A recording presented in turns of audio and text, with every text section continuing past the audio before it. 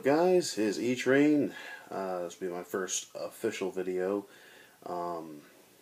Yeah, I decided to do something like the spoonyone does and talk about, an awesome D&D campaign experience. And today's is going to be Elrosk and the Orb. And me and my buddy found this module, and we really liked it. It was long, nice, and let me give you a little backstory. My friend, he wanted to play a sorcerer, and of course, sorcerers suck at low levels. And then I played a half-orc barbarian, so I was fighting and doing everything. And at that point, I think I had a long sword. He was level 3 or 4, I think, at the time. And so, what happened was we get to this town, and everybody's hush-hush, the usual suspicious town. And we snoop around, and we find out that there's a missing artifact, and ever since the artifact's gone missing, these weird beasts have been attacking every night. So what we did is we looked around and couldn't find any useful information. The only thing we found was there's this group of hunters that were going to go out and try to find the beasts and kill them before they attack the town. Well, turned out the hunters were the beasts as they transformed, and I had to slaughter them all because Dickweed McSorcerer Pants was worthless. So I killed tons of beast townfolk people, and so we get back to town, and all the townfolk, except for the women, are these beasts.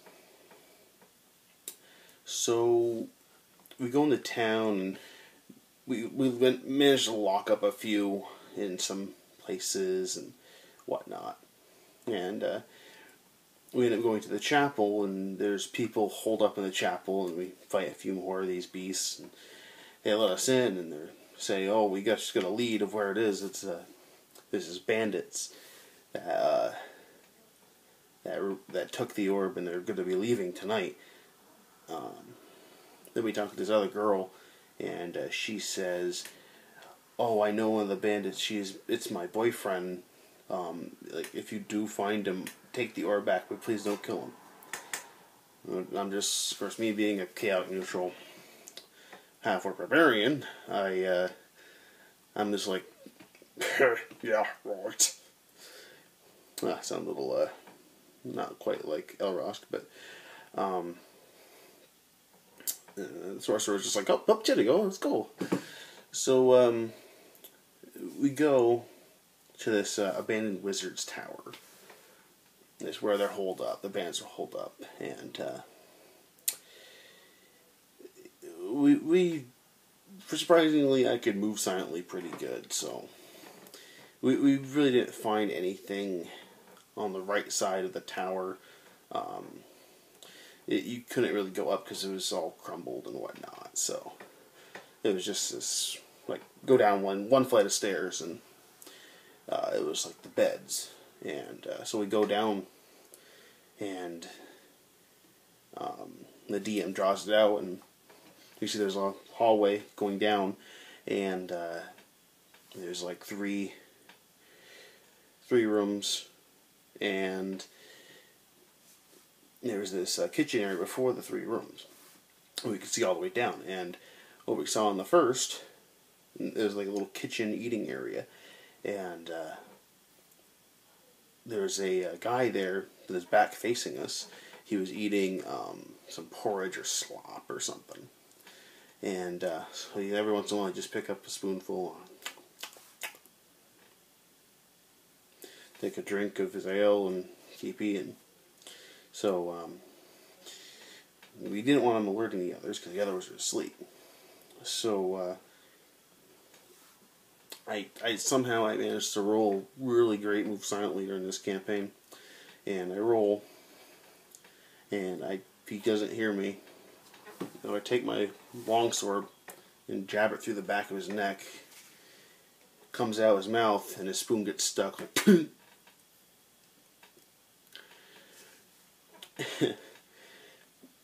and his spoon gets stuck on it, so I have to like pull it out, and then he slumps to the floor. So we avoided him from making any sound. So then we go around and start heading down this hallway. And generally move silently every once in a while. And we come to the first door on the left, and we look inside, and it looks like a bandit sleeping. And so we go in the room, and the sorcerer's behind me, and I'm in front of him. I have my long sword ready, just in case he gets up. I just slash him right off. And he doesn't hear us. And so I get close enough to him, and I coup de grace him. So, 1. Excuse me. So, next room, same thing, coup de grace. So there's technically 3 bandits down. And so, again, we go to the next room, and there's 3 rooms left. And we end up at the 3rd room, and we, another bandit there. I'm leaning over him, ready to coup de grace him, and I'm just like, and then all of a sudden the sorcerer's just like, oh, wait, I want to try. And so I just step out of the way, and he walks by. He has a little short sword that he grabbed from earlier, and so then he rolls move silently successfully, and then he coup de grace the guy. He's just like, oh, that was disturbing and exciting. I got the next room. He goes running off to the next room quietly. And we successfully go in there, and he coup de grace, and he's just like, I love it. And it's like, you're getting awful bloodthirsty, aren't you? He's like, sorry, I haven't done anything. This is awesome. It's like, it is awesome killing people, isn't it? So, we get to the last room, and I don't know if I mentioned his name. The band's leader name is Cole, and we get in there, and I'm about ready to coup de grace him. I'm just like, I'm gonna kill you. I don't care what the freaking bitch says. I'm gonna fucking kill you for taking the orb. And all of a sudden, the sorcerer's just like, wait, I got an idea. And then he scurries off, and DM tells me to make a listen check, and I'm just like, okay, roll listen. And DM says, you can hear some slicing noises coming from the other rooms. Like, once in a while you hear a just like, that seems awful grotesque. What's the sorcerer doing? A few minutes later, sorcerer comes back in with 5 heads in his hands, carrying by the hair, and one of them still has a spoon in its mouth. So I'm just like, I know what we're doing. This is gonna be great. So we take the heads, and we place all 4 of them, like 2 on top of the sleeping guy very carefully, and put 2 on either side. Then I grab the guy with the spoon in his mouth and hold his head up, and I get carefully on top of the bed. And then the sorcerer's just like, okay, ghost sound. It's like the one useful thing for ghost sounds, intimidation checks. So he uses ghost sound, and he makes ooh, like a big smack. The cold just bolts up. I'm just like, where's the fucking orb? And then as the DM explains what's going on, Cole looks like this.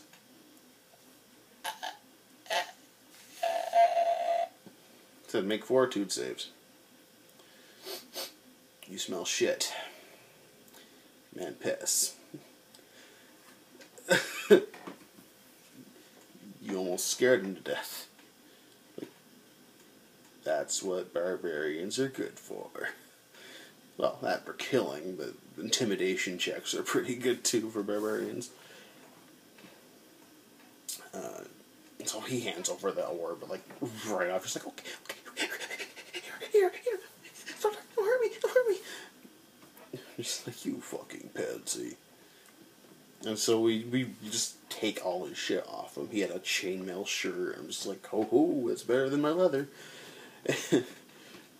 And we get back to town, and the girl's like, the girlfriend's just like, thank you for not killing him, but I'm not gonna go with him. I'm just like, well, what's the point of leaving him alive? He already shit himself. Why not just kill the fucker? But anyway, quest complete. We got the orb back. We had to put it back on top of the statue. We put it on top of the statue, and then we stay one more night, and nobody turns into beasts. So we were just like, okay, we're done.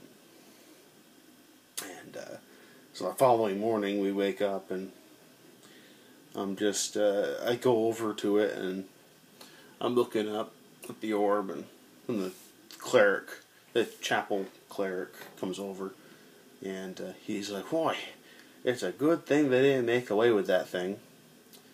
Now, that thing must be worth at least 2,000. No, wait, no. Not 2,000. No, 200,000 gold pieces. It must be worth at least that. My barbarian, Elrosk, is just like,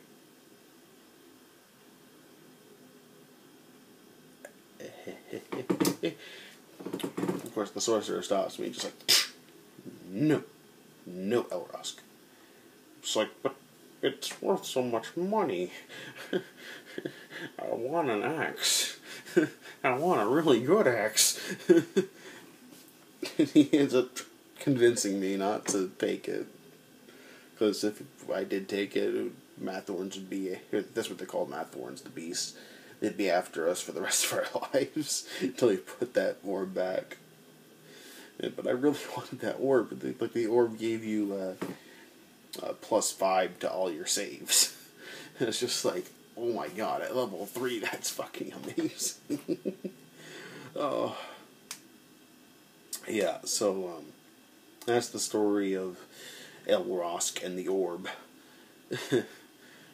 Elrosk has to be one of my favorite characters that I made, and I have a lot more stories of him and his funny adventures, and I didn't get very high level with him, but the levels he did gain, he was really hilarious and really badass at the same time. So yeah, E-Train signing off, and I'll probably post some more vids of Elrosk and other characters. So see you later.